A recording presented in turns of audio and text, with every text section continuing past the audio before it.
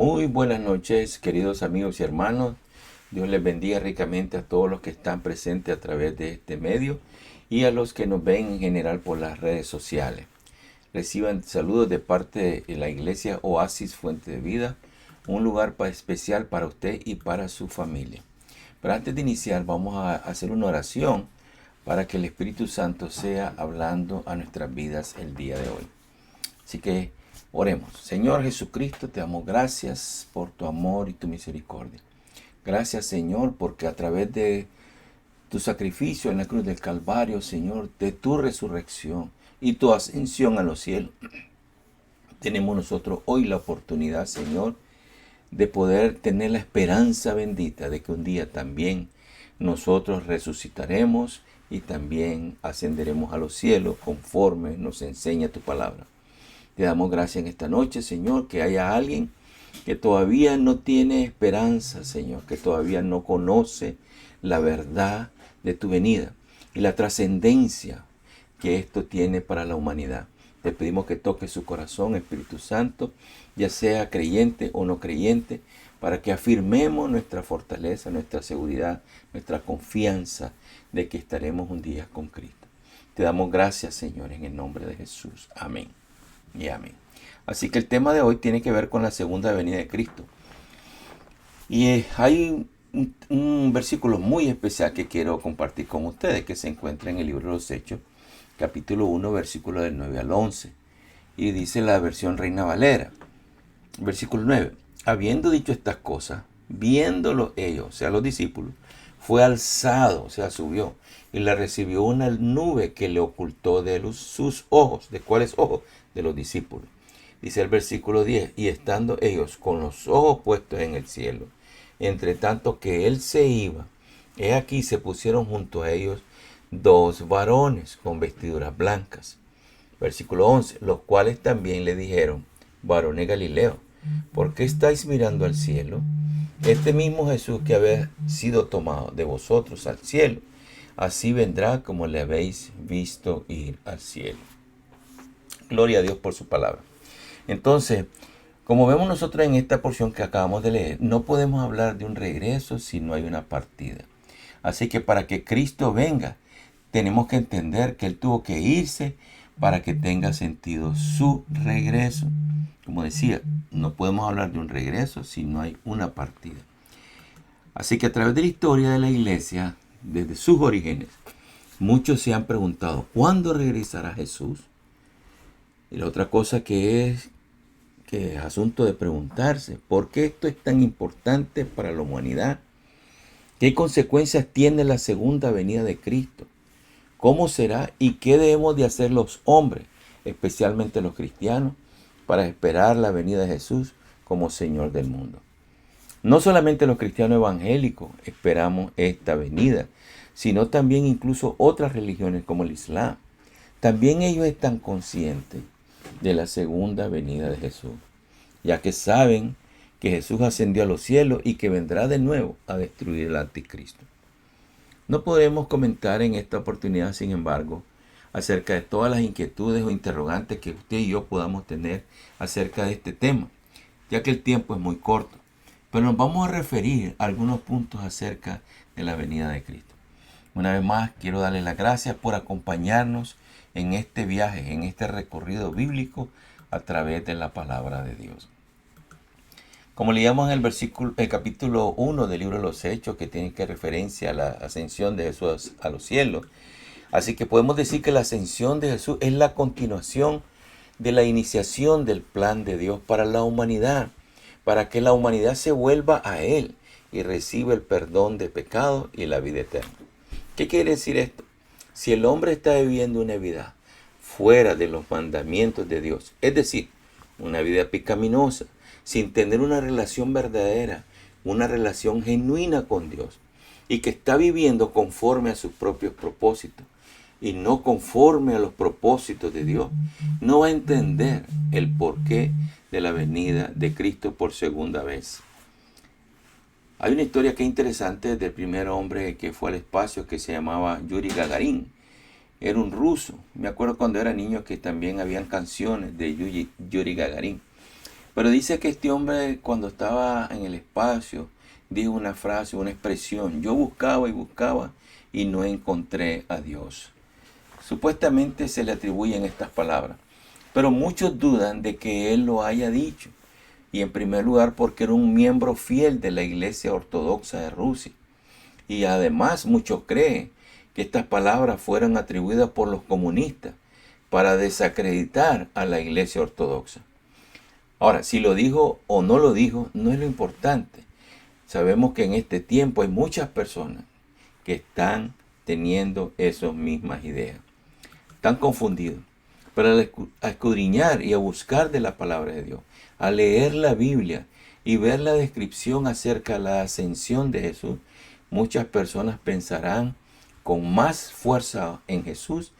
¿Cómo puede ser que Él haya pasado más allá de la atmósfera de este planeta Tierra donde nosotros vivimos? Sin embargo, el texto nos enseña que Jesús ascendió al cielo, pero en ninguna parte se dice que fue al espacio. Más bien nos da a entender que desapareció detrás del velo entre lo que se conoce como nuestro universo y el lugar donde habita Dios. Pero ese es un tema para otro día, es un tema más profundo en el cual hay mucha discusión, pero sabemos que el apóstol Pablo incluso dice que hace referencia a que él fue al tercer cielo. Algo muy interesante, ¿verdad? Así que en este acontecimiento de la ascensión, un acontecimiento inesperado que dejó a los apóstoles asombrados mirando al cielo, ¿verdad? En este mismo momento, este acontecimiento, el que dio, digamos, el inicio para que Dios dé a conocer a la humanidad, no solamente en aquel tiempo, sino en este tiempo, para todos aquellos que vivan conforme a su propósito y los que vivan fuera de su propósito, lo conozcan y tengan la oportunidad de volverse a Dios antes que la puerta de salvación se vaya a cerrar. Pero veamos lo que dice el versículo 9 acerca de la descripción de la ascensión. Dice el versículo 9, ya lo leímos, que Jesús termina de hablar sobre la tarea en el versículo 8. La tarea y el alcance de la obra de hacer discípulos.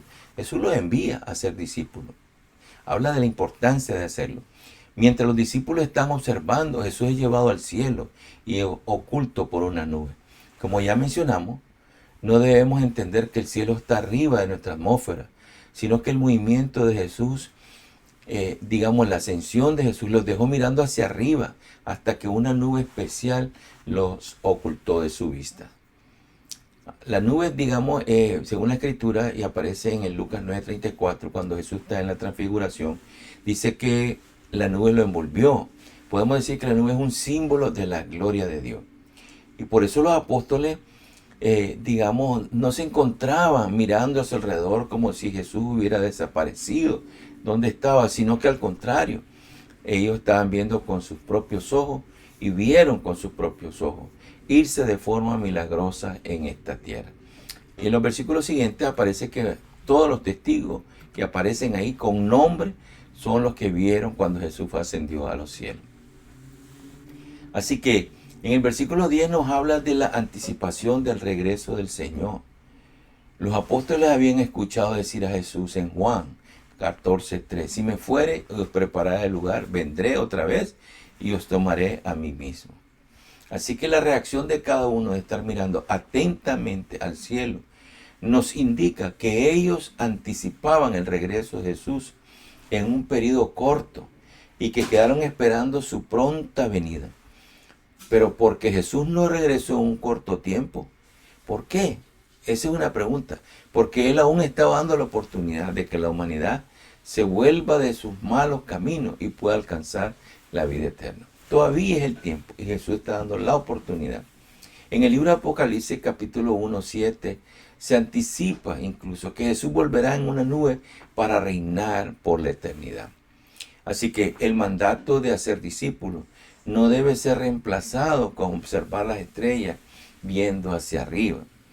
A Dios, digamos, desea que nosotros hagamos lo que Él orientó a sus discípulos.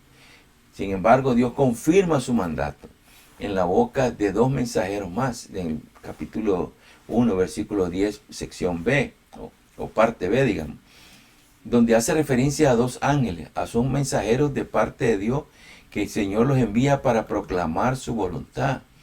Ellos vienen a confirmar lo que Jesús acababa de decir.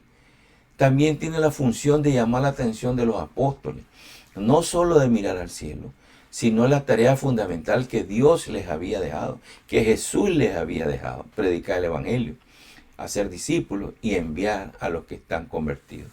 Así que la ascensión indica que la obra de Cristo tiene su continuidad en y con los discípulos, hoy con la iglesia, hoy con nosotros. La pregunta y la afirmación de los ángeles nos indica la tendencia que todos los seres humanos tenemos muchas veces de quedarnos quietos, en vez de estar activos en la obra a la cual hemos sido llamados. Si decimos, por ejemplo, vayan al mundo y hagan discípulos, y nadie se mueve, vemos que la tendencia humana de no hacerlo es algo normal. Y lo que sucedió en la vida del discípulo es lo mismo, porque ellos volvieron a ver nada más para arriba, para ver a Jesús ascender al cielo. El mandato ya se había dado, pero ellos hicieron su deseo de quedarse viendo hacia arriba. Por eso los ángeles aclaran que Jesús volverá de manera personal y visible y de manera gloriosa. Pero mientras tanto es hora de entrar a trabajar en la mies. Es hora de estar trabajando. La misma palabra esta nos enseña a nosotros de que Él también, al igual que los ángeles, no podemos nosotros, digamos, quedarnos al igual que los discípulos sin hacer nada. Tenemos que escuchar el mismo mensaje que los ángeles le dieron, que tenemos que hacer el trabajo del Señor. Quería compartir con ustedes la ascensión, o sea, la ascensión de Cristo, de Jesús al cielo, según lo que enseña el Islam. Hay algunos estudiosos modernos del Islam, como Sayyid Mohammed Hussain, interpretan la ascensión de Isa, o sea, de Jesús, porque así le llaman en árabe, como algo espiritual y no físico. Pero de acuerdo con la opinión popular y las tradiciones musulmanas, Jesús no fue crucificado, sino que ascendió a los cielos. Y esta ascensión se entiende de manera corpórea, o sea, su cuerpo, estando él vivo. Por otro lado, las creencias islámicas hablan de que Jesús volverá a la tierra cuando se acerque el juicio final para restablecer la justicia y derrotar al falso Mesías, que se llama Mashiach ad-Dajjal, también conocido como el Anticristo. Y esta información la hemos tomado del internet, de un website que se llama Jesús en el Corán. Así que muchos, incluso aquellos que se denominan o se llaman cristianos, no entienden cómo es que esto va a suceder. Todo esto en el Nuevo Testamento se nos informa de cómo es que esto va a suceder o sucederá, quiénes serán las personas que serán beneficiados de ello y qué debemos de hacer para estar preparados, ¿verdad? Entonces veremos en la Escritura que algunos versículos que nos indican lo siguiente. Vamos a hacer unas cuantas preguntas. ¿Cómo regresará Jesús? El capítulo 21 de Lucas dice, 27, entonces verán al Hijo del Hombre que vendrá en una nube con poder y gran gloria. Así que se fue en una nube o lo ocultó una nube, pero ahora vendrá en una nube. O sea, qué interesante, ¿no? La nube simboliza una vez más, como decíamos anteriormente al inicio, digamos, la gloria de Dios, como cuando Jesús estaba en el monte de la transfiguración, que una nube la envolvió de la gloria de Dios, lo envolvió, y los discípulos tuvieron temor de acercarse, y en este momento nos dice la Escritura que también Jesús vendrá en una nube con poder y con gran gloria. Pero ahora la pregunta es, ¿cuántos le verán cuando Él regrese? Eso también lo encontramos en la Biblia. En el libro de Apocalipsis capítulo 1 versículo 7, que lo le mencionamos hace rato, dice también, he aquí, viene con las nubes y todo ojo le verá. Interesante, ¿no? Que en el libro de los Hechos, los testigos que estaban vieron que Jesús ascendió y se fue en una nube. Aquí dice que viene con las nubes y que todo ojo le verá. ¿Por qué? Porque simboliza prácticamente el testimonio que debe de haber en las personas de los testigos presenciales. Así que Jesús se va a ser visto también en las nubes cuando venga al final, que dice la Escritura. Y todo ojo le verá, y los que le traspasaron, y todos los linajes de la tierra harán lamentación por él. Interesante, Apocalipsis 1:7. Entonces, la otra cosa es, la otra pregunta, digamos, ¿qué veremos y qué oiremos cuando Él venga? En 1 Tesalonicenses capítulo 4, del 16 y el 17 dice, porque el Señor mismo, con voz de mando, oiga, ¿cómo? Recuerde que hablamos de verlo, de cómo va a regresar en las nubes, etc. Ahora dice, con voz de mando, con voz de arcángel y con trompeta de Dios, descenderá del cielo, y los muertos en Cristo resucitarán primero. Así que vemos que va a venir con voz de arcángel, con voz de mando, con trompeta de Dios. Luego dice lo que nosotros, los que vivimos y que hayamos quedado, seremos arrebatados juntamente con ellos. ¿Con quién? Con los muertos en Cristo, que van a resucitar. Seremos arrebatados juntamente con ellos en las nubes. Nuevamente menciona las nubes, porque es la presencia, digamos, de Dios y donde Jesús va a venir por su pueblo. Las nubes para recibir al Señor en el aire, y así estaremos para siempre con el Señor. Qué interesante, ¿no? Porque dice que van a haber una gran cantidad de personas, que todos los testigos lo van a ver, que todo ojo lo verá, va a venir con trompeta de Dios, con voz de mando, con voz de arcángel en una nube. Ahora, pero también va a ser visible, una vez más lo confirma en el libro de Mateo, capítulo 24, 27, porque como el relámpago sale del oriente y se muestra al occidente, así también será la venida del Hijo del Hombre, dijo Jesús. Así que qué interesante, ¿no? Tantas cosas que estamos leyendo que tienen que ver con la venida de Jesús. Qué importantísimo esto para la iglesia, para usted que me está viendo y para mí también. Ahora, pero no solamente hemos visto esto, sino que también nos da algo que llama la atención, y es la advertencia que Jesús nos dio para que no seamos engañados acerca de su segunda venida. Porque hay unos que dijeron, este es el Cristo, etc. Vamos a leer lo que dice la Biblia, capítulo 24, 23 al 26. Entonces, si alguno dijere, mirad, aquí está el Cristo, o mirad, ahí está, no le creáis, porque se levantarán falsos profetas, falsos cristos, y harán grandes señales y prodigios, de tal manera que incluso van a engañar, y si fuera posible, aún a los escogidos. Y dice Jesús, ya os lo he dicho antes. Así que si os dijeren, mirad está en el desierto, no salgáis, o mirad está en los aposentos, no le creáis. Qué interesante, ¿no? Que Jesús también nos advierte de que debemos estar siempre claros y no dejarnos llevar, sino que esperar la venida del Señor Jesucristo, donde dice que vendrá en una nube, donde todo ojo le verá, que vendrá con sonido de trompeta, con voz de arcángel, etcétera, ¿verdad? Y con poder de Dios, para que esas son las señales. Así que si alguien dice, oh, que Cristo está aquí, no le crean, dijo eso. ¿Por qué?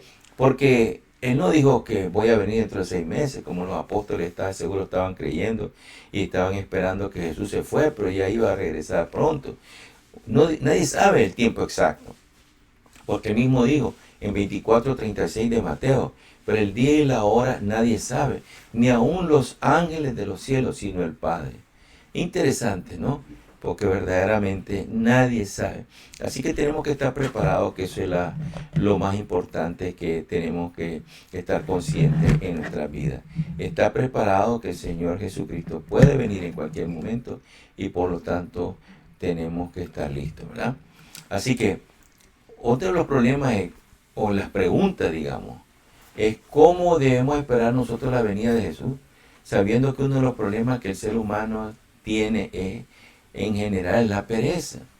Pero Jesús nos dijo, velad pues, para que no sabéis la hora en que ha de venir nuestro Señor. Porque la verdad es que no podemos estar nosotros durmiendo como las 10 vírgenes. 5 de ellas estaban despiertas, listas, esperando que llegara el novio.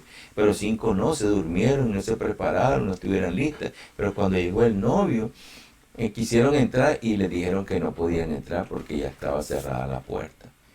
Así que nosotros debemos de estar como, no con pereza, sino que debemos de estar velando, porque no sabemos la hora en que el Señor Jesucristo vaya a venir. Ahora, esta es una parte de la advertencia, claro.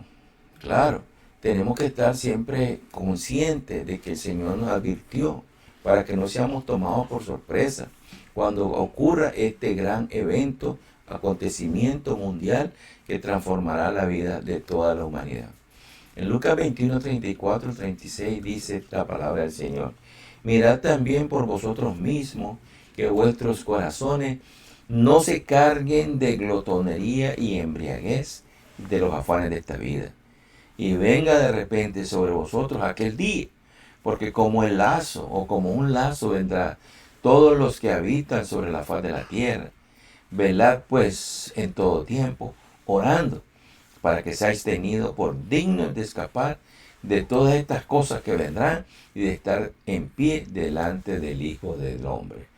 Qué interesante, ¿no? Aquí habla de tantas cosas, no solamente de la venida del Señor, sino también nos advierte que nosotros no debemos dedicarnos a los afanes de la vida y la glotonería, etcétera, porque no sabemos. El día que venga el Señor, nosotros dice que debemos de estar velando y orando. En todo tiempo orando. Quiere decir que tenemos la obligación de estar orando todos los días. ¿Verdad? Todos los días estar conscientes, ¿verdad? Para que estemos listos nosotros delante de la presencia del Señor. Ahora, y como decíamos al inicio, hay otra pregunta que muchas personas se hacen, ¿verdad? ¿Por qué se demora? ¿Por qué no ha venido? ¿Por qué Jesús se ha dilatado? En 2 de Pedro, capítulo 3, versículo 8 al 9, encontramos una respuesta. Y dice: mas, oh amados, no ignoréis esto, que para el Señor un día es como 1000 años, y 1000 años como un día. El Señor no retarda su promesa, según algunos la tienen por tardanza, sino que es paciente para con nosotros, no queriendo que ninguno perezca, sino que todos procedan al arrepentimiento. Como decíamos al inicio, todo este plan de la muerte de Jesús, o sea, el Hijo de Dios vino a la tierra. Dios mismo permitió que su Hijo viniera para poder dar su vida como la oveja perfecta, como un cordero que iba a ser inmolado, ¿verdad? Sin pecado, para que pueda dar su sangre y con esa sangre limpiar los pecados de la humanidad, de todo aquel que quiera recibirlo a Él como Señor y Salvador. Pero murió y resucitó, no se quedó en la tumba, sino que ascendió a los cielos también. Entonces, todo este plan, ¿verdad?, está con un propósito fundamental: que ninguno perezca, sino que todos procedan al arrepentimiento. Entonces, es importante preguntarnos, ¿cómo nosotros podemos vivir mientras esperamos a Jesús? Una clave, digamos, para mí creo que es una clave, ¿verdad? Se encuentra en el libro de Tito capítulo 2, versículo del 11 al 14. Dice lo siguiente: porque la gracia de Dios se ha manifestado para salvación a todos los hombres, enseñándonos que renunciando a la impiedad y los deseos mundanos, vivamos en este siglo sobria, justa y piadosamente, aguardando la esperanza bienaventurada y la manifestación gloriosa de nuestro gran Dios y Salvador Jesucristo, quien se dio a sí mismo por nosotros, para redimirnos de toda iniquidad y purificar para sí un pueblo propio, celoso de buenas obras. Entonces, ¿cómo debemos de vivir? Bueno, renunciando a toda impiedad, ¿verdad? Tenemos que quitarnos y renunciar a todo deseo mundano. Debemos de vivir en este tiempo de manera sobria, justa y piadosamente. Pero no solamente eso, porque sabemos que estamos viviendo en un tiempo muy difícil, donde las redes sociales y todo está trayendo mucha confusión, ¿verdad? Pero sin embargo debemos de vivir en este siglo, el siglo XXI, de manera sobria, o sea, como la gente que toma licor, que los que se embriagan dejaron de ser sobrios. El que no toma está sobrio. Debemos ser justos, porque debemos definitivamente creer en la justicia divina y tratar de aplicarla a las relaciones interpersonales y a todas las cosas que tenemos que hacer en nuestra vida, en la comunidad, etc. Y piadosamente, porque tenemos que tener siempre nuestra relación con Cristo, con Dios, de la mejor manera posible, cuidándonos. Pero sobre todo dice en esta misma carta de Tito, aguardando o esperando, podemos decir, la esperanza bienaventurada. ¿Cuál es la esperanza? La vida eterna. Y la manifestación también, otra cosa que debemos de aguardar, la manifestación gloriosa de nuestro gran Dios y Salvador Jesucristo. Y vuelve a enfatizar lo que decimos: quien se dio a sí mismo por nosotros, para redimirnos, para redimirlo a usted y para redimirme a mí de toda iniquidad, ¿verdad? Ahora, Señor Jesucristo nos redime y nos redimió de toda iniquidad. Pero no solamente se queda ahí, sino que también dice a continuación, y purificar, porque estamos en un proceso de purificación todos los días para tener un pueblo propio, un pueblo que sea el pueblo de Dios, el pueblo de Jesús. Amén. Así que cabría hacernos otra pregunta. Entonces, cuando Cristo venga, nadie sabe cómo va a ser, cuándo será, etcétera, ¿verdad? ¿Qué tenemos que hacer? Ya sabemos que tenemos que estar preparados, pero ¿cómo se va a encontrar, o digamos, qué es lo que la Escritura nos dice a través de Mateo, en el capítulo 24, del 37 al 39, como más o menos una idea de cómo estará el mundo cuando Jesús venga? En aquel entonces Jesús hizo referencia a los días de Noé. Hoy nosotros hacemos la misma referencia. Dice, más como en los días de Noé, así será la venida del Hijo del Hombre. Porque en los días antes del diluvio estaban comiendo y bebiendo, casándose y dando en casamiento, hasta el día en que no entró en el arca, y no entendieron hasta que vino el diluvio y se los llevó a todos. Así será también la venida del Hijo del Hombre. Interesante, podemos preguntarnos, ¿hay alguna similitud en estos días, en este tiempo? Hay personas que están comiendo, bebiendo, casándose, dando en casamiento, etcétera, y no están conscientes de que la venida del Señor, la venida de Cristo, el Hijo del Hombre, está pronto, está a las puertas. Ahora, por otro lado, usted y yo como creyentes, los que son creyentes y a los que no son creyentes, nos corresponde también pensar sobre la venida de Cristo será con un tiempo de recompensa. La Biblia nos dice en Mateo 16, 27 y Apocalipsis 22, 12, porque el Hijo del Hombre vendrá en la gloria de su Padre con sus ángeles.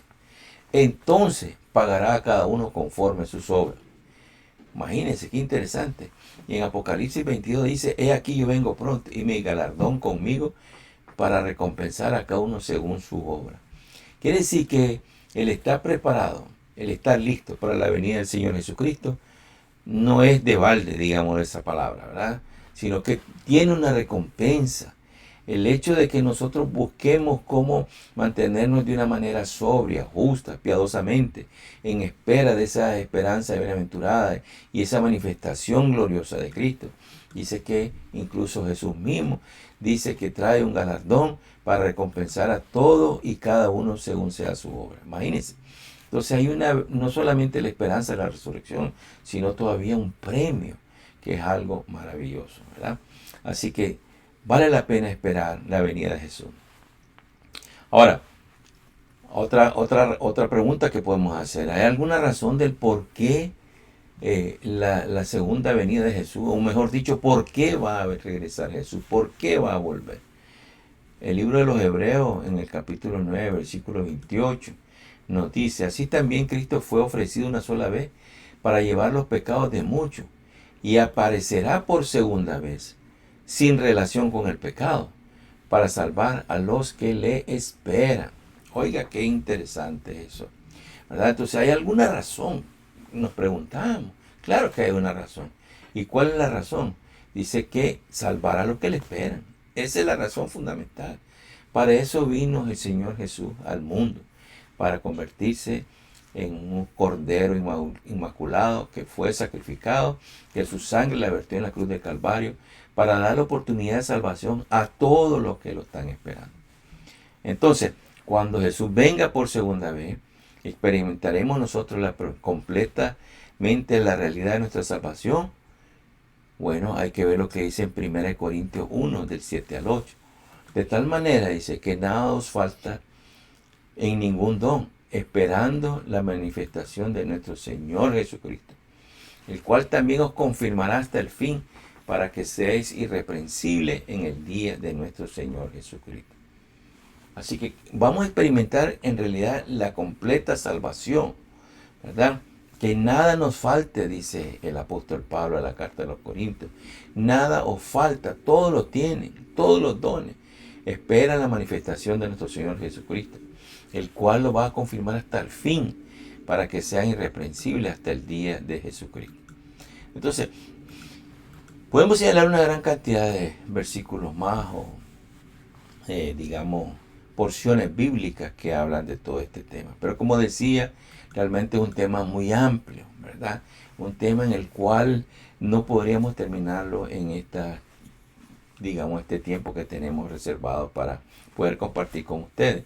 Pero quiero concluir con esta noche con este tema.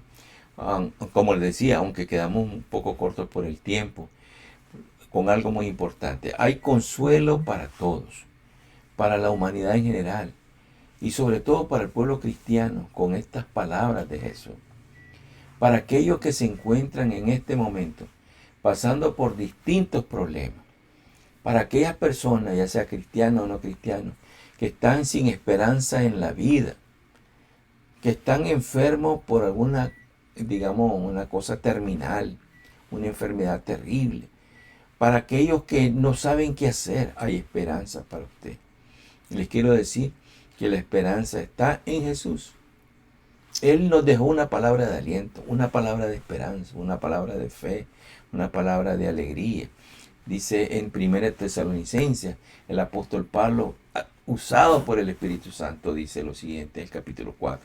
Por tanto, alentados, consolados los unos a los otros, con estas palabras, hablándole la carta a los tesalonicenses. ¿Por qué?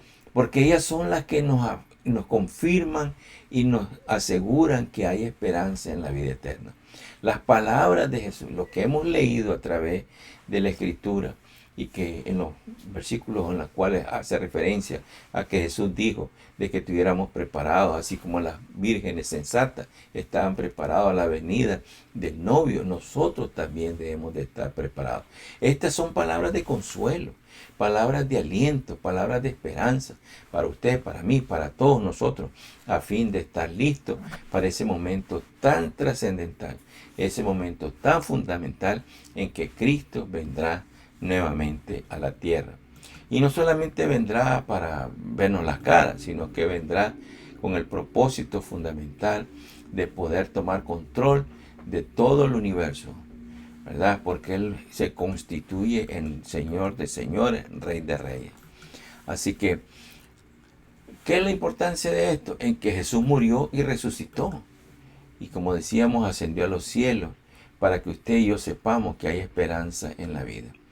No solo en esta vida terrenal, sino en la vida eterna. Así que por eso es importante estar conscientes de la segunda venida de Cristo. Que eso nos dará la seguridad, nos mantiene a nosotros vivos con esa esperanza maravillosa de que un día Cristo vendrá por su pueblo. Así que queremos aprovechar en este momento pues para orar y para decirles que todo tiene un propósito y no tengamos temor ni perdamos la esperanza. Jesús viene pronto, vendrá por su iglesia. Amén. Así que vamos a orar. Amantísimo Dios y Padre, nuestro Señor Jesucristo, te damos gracias en esta noche, Señor. Sabemos que este tema es tan amplio, Dios mío, tan grande, que en unos cuantos minutos, Señor, no podemos compartirlo. Es un tema de estudio, Señor, en el cual pasaremos toda la vida, Señor, para entender el propósito tuyo. Pero te damos gracias, Señor, que nos permite poder compartir unos con los otros y sobre todo, como dice en Tesalonicenses, dándonos palabras de consuelo, alentándonos unos a los otros, sobre todo en esta bendita esperanza. Señor, así como subiste a la gloria en el cielo, Señor, también nosotros estamos seguros, como dice tu palabra, que los muertos en Cristo resucitarán primero, pero los que hayamos quedado, dice el apóstol Pablo, seremos transformados y todos unidos llegaremos a las nubes donde nos reuniremos con el Cordero de Dios, con el Hijo de Dios, con el Cordero Inmaculado que fue entregado con su sangre, lavó nuestros pecados. Te damos gracias, Señor, en esta noche. Bendice a todos los que escucharon, Señor, y a aquellas personas que tal vez escuchan, que no conocen a Jesús. Te pido, Dios mío, que toque su corazón y que pueda decir estas simples palabras. Señor Jesús, te recibo como mi único Salvador. Pongo mi esperanza en ti, Señor, de bendición, de salvación y de vida eterna. Gracias, Señor, en el nombre de Jesús. Amén. Amén. Así que Dios me los bendiga. Cristo les ama y yo también. Y recuerden, Oasis Fuente de Vida, un lugar especial para ustedes. Dios me los bendiga.